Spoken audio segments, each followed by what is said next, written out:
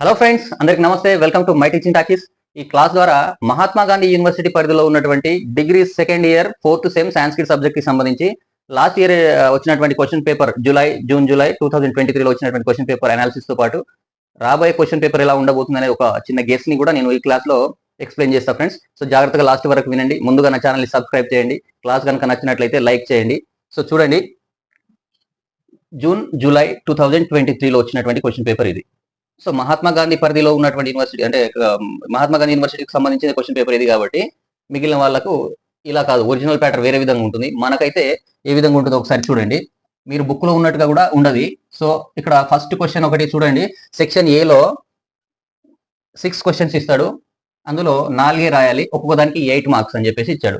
మీ మెటీరియల్లో ఏముంటుంది అని అంటే పార్ట్ ఏలో 6 క్వశ్చన్స్ ఉంటాయి.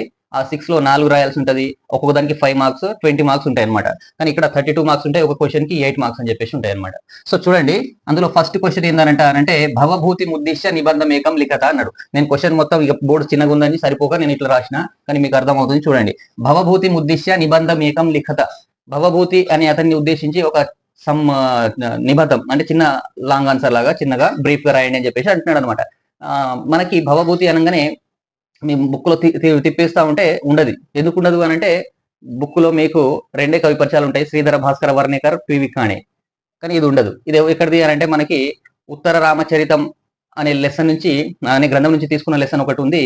అది మనకి చిత్రపట దర్శనం, దాన్ని రాసినటువంటి కవి. సో కవి పరిచయాలు కూడా అడుగుతారని దీన్ని బట్టి మీరు గ్రహించాలి. ఓకే ఫ్రెండ్స్, సో కవి పరిచయాలు మనకు మొత్తం 4 లాంగ్ ఆన్సర్లు ఉన్నాయి. ఆ 4 లాంగ్ ఆన్సర్లతో పాటు 4 లెసన్ల సందర్భాలు నేర్చుకోవాలి. అండ్ వాటి కవి పరిచయాలు కూడా నేర్చుకుంటే ఇంతకు మించి ఏం లేదు మహాత్మా గాంధీ యూనివర్సిటీ వాళ్ళకి.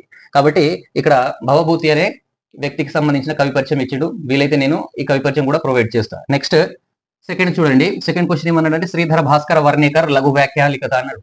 శ్రీధర భాస్కర వర్ణేకర్ కి సంబంధించిన లఘు వ్యాఖ్య అంటే కవి పరిచయం. ఇది బుక్ లో ఉంది కాబట్టి మీరు ఇది రాస్తారు. నెక్స్ట్ చూడండి, అనాయకమిదం రాజ్యం అనే నైవ అని పెట్టిన. సో దీన్ని చూడంగానే ఇక్కడ సందర్భం రాయండి అని చెప్పేసి అన్నాడు. అనాయకమిదం రాజ్యం అనే నైవ అంటే ఎక్కడ ఉంటుంది అని అంటే ఆ నాయకమిదం, ఈ రాజ్యం అనేది నాయకుడు లేనటువంటి రాజ్యం అయిపోయింది, కాబట్టి దీన్ని మీరే రక్షించాలి అని ఏ లెసన్ లో వస్తుంది అని అంటే మనకి విస్తృత చరిత్రలో వస్తుంది. సో ఇది విస్తృత చరిత్రం లెసన్ కి సంబంధించినటువంటి సందర్భం, రైట్. నెక్స్ట్ ఫోర్త్ది చూడండి, సురుచ్య వచస చేదర్థం దుఃఖితో భవ అని చెప్పేసి లైన్ ఉంటుంది మొత్తం సెంటెన్స్. దానికి ససందర్భం రాయమని చెప్పేసి అన్నాడు. సురుచ్య వచస చేదర్థం దుఃఖితో భవాన్. సురుచి యొక్క మాటలకు నువ్వు బాధపడినట్లయితే పుణ్యాపచయో అంటే పుణ్యములు కలిగేటువంటి కార్యాలు చేయు అని చెప్పేసి ధ్రువుడికి వాళ్ళ తల్లి చెప్పినటువంటి సందర్భంలో వచ్చే మాట ఇది.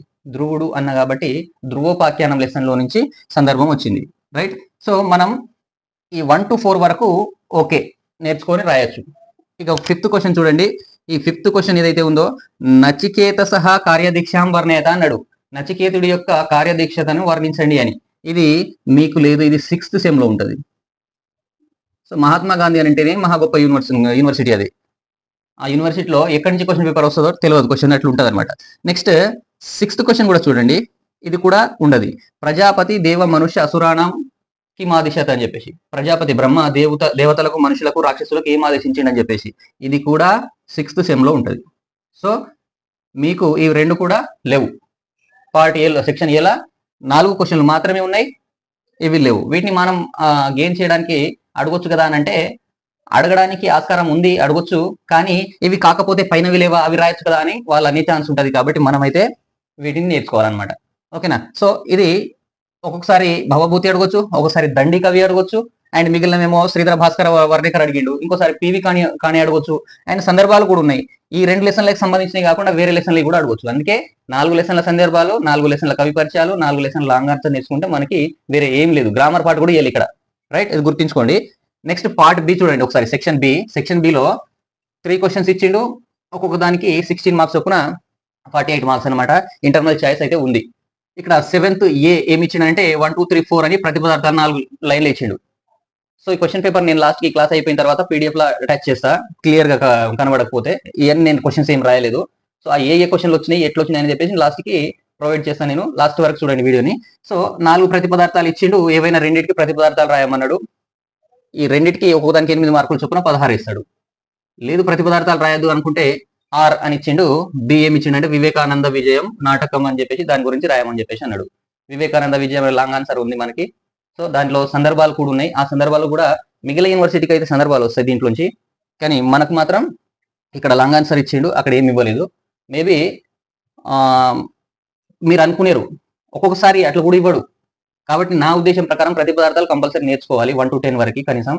ఆ తర్వాత మిగిలిన స్టోరీస్ నేర్చుకోండి. ఎందుకంటే ఇలా ఇవ్వకుండా 2 ప్రతి పదార్థాలు ఏలో ఇచ్చి ఆర్ 2 ప్రతి పదార్థాలు బిలో ఇచ్చింది అనుకోండి, అప్పుడు ఏం చేస్తారు, ఇది తీసుకుపోయి వేరే క్వశ్చన్లో కూడా ఇవ్వచ్చు అనమాట. అటువంటి సందర్భాలు కూడా ఉన్నాయి. నేను లాస్ట్ ఇయర్ నేను ఈ క్వశ్చన్ ని రైట్ చేసిన, నేను ఇది 6th సెమ్ లో ఉన్న వాటిని ఎట్లా ఇస్తారని చెప్పేసి. కాబట్టి వాళ్ళకి తెలిసి మరి ఏమి ఇవ్వాలి అని అనుకున్నప్పుడు క్వశ్చన్ ని డివైడ్ చేసి ఇవ్వచ్చు కదా. ఇప్పుడు ఇక్కడ కూడా ఉంది ఆ సేమ్ క్వశ్చన్స్ 6th సెమ్ లో. కాబట్టి అవి తీసేయాలని అనుకున్నప్పుడు ఆయన ఏం చేస్తాడంటే వీటిని 2 చేసేస్తాడు అనమాట. సో అందుకే ప్రతి పదార్థాలు నేర్చుకోండి. నెక్స్ట్ ఇది Vivekananda long answer. Next 8th question చూడండి. ఏ విస్తృతస్య పరాక్రమం వర్ణేత అన్నాడు. విస్తృతుడి యొక్క పరాక్రమం గురించి వర్ణించండి అని. విస్తృత చరిత్రం లాంగ్ ఆన్సర్ ఇది. అది లేకపోతే మాత్రా సునిత్య ఉపాదిష్ట ధ్రువ, సునీతి వాళ్ళ తల్లి, ధ్రువుడి యొక్క తల్లి. కాబట్టి ధ్రువోపాఖ్యానానికి సంబంధించిన లాంగ్ ఆన్సర్ వచ్చింది అనమాట. రైట్. సో ఇదన్నా విస్తృత చరిత్రం అన్న ధ్రువోపాఖ్యానం అన్న ఒక దగ్గర అడిగిరు. రైట్. నెక్స్ట్ 9th క్వశ్చన్ చూడండి. అందులో ఆ ఉపనిషత్సు ప్రతిపాదితం నైతిక జీవనం అని చెప్పేసి అన్నాడు. ఉపనిషత్తులో ప్రతిపాదించబడినటువంటి నైతిక జీవనాన్ని గురించి రాయండి అని చెప్పేసి. ఇది 6th సెమ్, మీకు లేదు. రైట్. ఆర్ అది లేకపోతే బిఎం ఇచ్చిండు నచికేత సహా కథాం, నచికేత సహా కార్యదీక్ష. రెండింటికి ఆన్సర్ ఒకటే, తలకాయ లేనివాడు పేపర్ తయారు చేసేవాడు. అందుకే ఇక్కడ ఇదే క్వశ్చన్, ఇక్కడ ఇదే question 6th sem. And Prajapati దేవ మనుష్య ఇది కూడా ఉపనిషత్తులకు సంబంధించిందే, ఇది కూడా ఉపనిషత్తులకు సంబంధించిందే. కాబట్టి అట్లా అడుగుతారు. కాబట్టి మనం ఏం చేయాలి, ఉన్నదాన్నే జాగ్రత్తగా చదువుకోవాలి. వాడు ఎట్లా ఏం అడిగినా కానీ మనకు సంబంధం ఉండదు అనమాట. సో ఈసారి ఏం చేసి, మరి 9th క్వశ్చన్ లో 2 లేవు కదా, మరి ఏం రాయాలి అని అనుకుంటే, నేను ఆల్రెడీ ఇది వాళ్ళకి ఈ క్వశ్చన్ నేను రేజ్ చేసిన కాబట్టి ఈసారి నా ఒపీనియన్ ప్రకారం వీటిని స్ప్లిట్ చేయొచ్చు అనమాట. క్వశ్చన్లు విడదీయొచ్చు. ఒక క్వశ్చన్ తీసుకొచ్చి ఇక్కడ రాయొచ్చు, ఇంకో క్వశ్చన్ కి ట్రాన్స్లేషన్స్ ఇవ్వచ్చు. వాక్యాల అనువాదం నా ఒక 4-8 వాక్యాలు ఇచ్చి వాటిని తెలుగు లేదా ఇంగ్లీష్ లో సంస్కృత సంభాషణ అభ్యాసం అన్నమాట. సో అదన్నా ఇవ్వచ్చు అనమాట. And part A and part B అనేది సంస్కృత సంభాషణ అభ్యాస వచ్చే ఛాన్స్ ఉంది. ఒక వీలైతే మీరు అవి నేర్చుకుంటే పనికి వస్తాయి. Okay friends. సో ఈ విధంగా క్వశ్చన్ పేపర్ ప్యాటర్న్ ఉంది. మీరు వీలైతే నీకు అంటే షార్ట్ పీరియడ్ ఆఫ్ టైం ఉంది కాబట్టి క్లుప్తంగానైతే లాంగ్ ఆన్సర్లు షార్ట్ గా బ్రీఫ్ ఇట్లా వివరిస్తా. అండ్ దాంతోపాటు 2 కవి పరిచయాలు అయితే బుక్ లో లేవు, అవి కూడా నేను ప్రొవైడ్ చేస్తా. సో నా క్లాస్ కనుక నచ్చినట్లయితే లైక్ చేయండి, షేర్ చేయండి, ముందుగా ఛానల్ని సబ్స్క్రైబ్ చేయండి. Thank you very much.